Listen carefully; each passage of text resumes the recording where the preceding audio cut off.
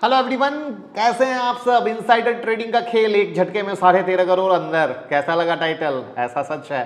देखिए, सेबी ने retail investor के भले के लिए इनसाइडर ट्रेडिंग पर रोक लगा रखी है।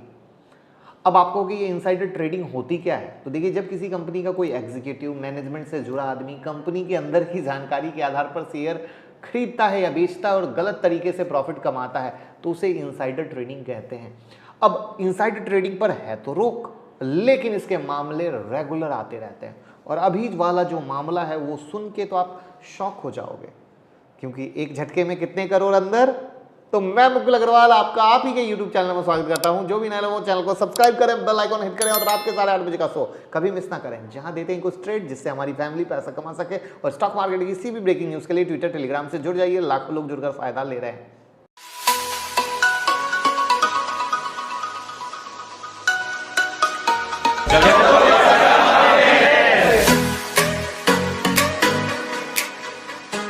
तो जैसा कि आप सब जानते हैं, इनसाइडर ट्रेडिंग पे क्या है, रोक है, फिर भी मामले आते रहते हैं। अभी लेटेस्ट मामला है पूना वाला फिनकॉर्प के मामले में।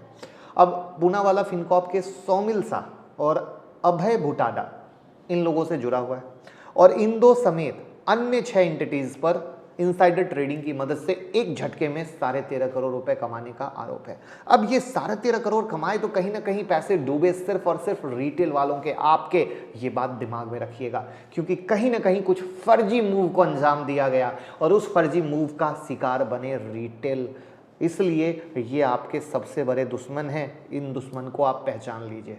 इनसाइडर ट्रेडिंग को मैग्मा फिनकॉर्प में अंजाम दिया गया। अब सेबी एज यूजुअल जांच कर रही है। पूना वाला ग्रुप द्वारा ये जब ले लिया गया था, उसके बाद मैग्मा फिनकॉर्प का नाम पूना वाला फिनकॉर्प हो गया था, पता ही होगा। अब सेबी की जांच से पता चला है कि जो पूना वाला ग्रुप है, उसके द्वारा लेने के बाद भुटाडा के नेतृत्व में 8 लोगों ने मैग्मा फिनकॉर्प के शेयर में कारोबार करके 13.5 करोड़ कमाए। 8 एंटिटीज ने सौदे से पहले, जब वो डील होने वाली थी उससे पहले मैग्मा स्टॉक खरीदा था और सौदे की घोषणा के तुरंत बाद बेच दिया। राइट। अब इनसाइडर ट्रेडिंग को अंजाम फरवरी में दिया गया था। उस समय सौमिल शाह एक अन्य फर्म के साथ थे, जिसने इसको लेने में इस ग्रुप को सलाह दी थी कि ले लो। समझना प्लानिंग, यानी कोई किसी को बताता है कि इसको ले लो, उसके अंदर में काम करने वाले आदमी को पता होती है। जब डील होने वाली रहती है पहले से खरीद लिया, और पहले से खरीद लिया, उसके बाद न्यूज़ आई मार्केट में, तब तक में भाव बहुत बढ़ गए, क्योंकि रिटेल वाले दौरे लास्ट में इन्होंने माल डंप कर दिया। अभी लेटेस्ट एक एग्जांपल हुआ है, पता है ना कौन सा? कमेंट बॉक्स में बताइएगा। आप लोग तो बहुत सोशल मीडिया पे बोल रहे थे सर इसमें ऐसा हुआ है। कौन कौन सा ऐसा शेयर है? लेटेस्ट वाला तो मेरे ध्यान में है, उसको मैं वीडियो के लास्ट में बताऊंगा, बट तब तक आप कमेंट बॉक्स में जरूर बताइए। अब सेबी की रिपोर्ट 15 सितंबर को सार्वजनिक की गई और अगले दिन अभय भुटाडा ने सभी आरोपों से इनकार करने के बाद इस्तीफा दे दिया। सेबी ने इनसाइडर ट्रेडिंग के लिए भुटाडा, शाह और 6 अन्य संस्थाओं को बाजार से प्रतिबंधित कर दिया, यानी रोक दिया। अब सेबी ने इन 8 संस्थाओं के बैंक खातों को भी जब्त करने का आदेश दिया है। जो होना था हुआ। आज एक मामला भी आ गया, लेकिन सवाल ये है मेरे दोस्त कि आपको क्या लगता है, ये जो दिन रात ऐसे हो रहे हैं, इस ऐसे होने वाले में आपको नहीं लगता है कि सिर्फ और सिर्फ रिटेल भाई फंस रहे हैं? उनके साथ बहुत ही गलत हो रहा है। और ये आपके सामने पूना वाला फिनकॉर्प का चार्ट है। मैं कई बार रात के 8:30 बजे के शो में जब आप लोगों की क्वेरी लेता हूँ, मैं साफ बताता हूँ कि कब किस में ऑपरेटर घुसा हुआ है। ये चार्ट भी देख लीजिए, लगातार अपर सर्किट।